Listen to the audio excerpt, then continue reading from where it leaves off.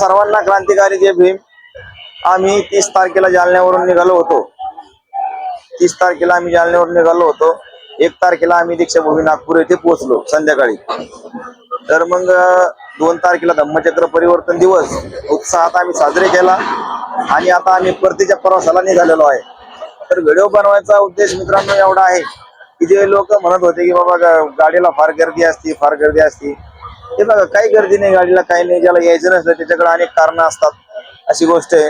हे बघा आता आम्ही बसून आहे, संतोष इपुलीत आहे, धनराज आहे, परत संतोष माझा व्हिडिओ काढतोय, तिथं बाबासाहेब आहे आणि पलकड आणि पलीकडे कुणाला आहे। तर अशा पद्धतीने आम्ही 6 जण एकदम सीटवर बसलेलो आहे। येताना तर आम्ही झोपून आलो होतो, ठीक आहे, आणि जाताना आता बसून चाललेलो आहे। तर अशा पद्धतीने धम्मचक्र परिवर्तन दिवस मोठ्या उत्साहात आम्ही साजरा करून आता आम्ही परतीच्या प्रवासाने आता आम्ही चाललेलो आहे नागपूर ते जालना, म्हणजे आम्ही चाललेलो आहे आता घरी।